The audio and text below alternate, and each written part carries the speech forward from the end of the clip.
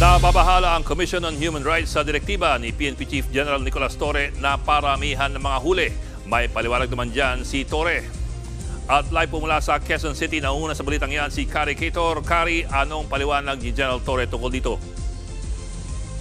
Layon lang daw ng direktiba na mabawasan ang kriminalidad sa pagkakaroon ng kompetisyon sa mga pulis. Sabi ni Torre, wala naman daw ilalagay na kota o dami ng dapat maaresto.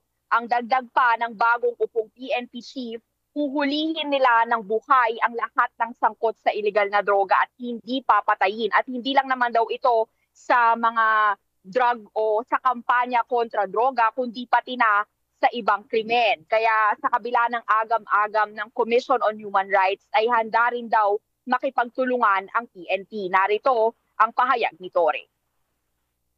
Priority, alisin ang kriminal sa kalsada. So kung may mga snatcher, tambay, mga nanggugulo dyan, hulihin natin, dalhin natin sa husgado. Titigil lang tayo sa panghuhuli pag wala na tayong makitang kriminal. Kari, pakihimay-himay pa itong sinasabi ni Torre na 5-minute response time at yung pagtanggal daw ng mga police boxes.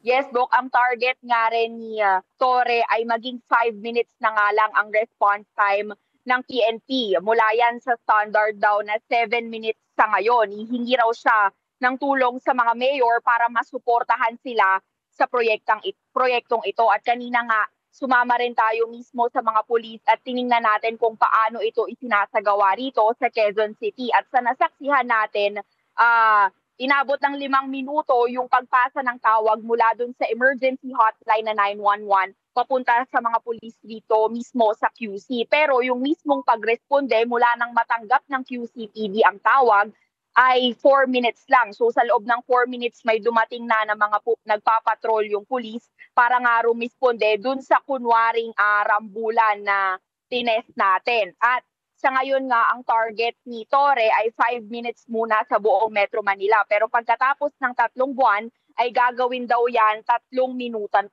minuto na lang. Nauna na rin sinabi ng PNP na target din nila na gawing 8 hours na lang ang duty ng mga pulis para wala na raw nakakatulog ng mga tauhan nila habang naka-duty. Bok. Okay, Kari, kini-question ng mga Duterte itong pagkakatalaga ni Torre bilang bagong PNP chief. Ano ang sabi ni Torre dyan?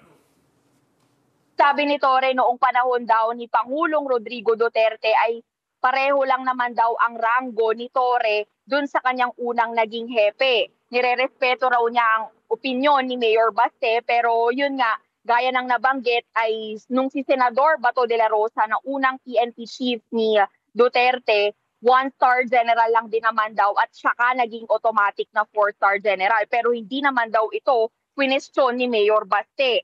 At bukod dyan, nire-respeto niya rin yung sinabi ni VP Sara na mukhang kahina-hinala yung pag-upo niya bilang PNP chief lalo't may paglabag daw sa batas ng ipaaresto si Duterte. Ang sabi naman ni Torre dyan ay sasagutin niya ang lahat sa tamang forum. Balik sa iyo, Bo.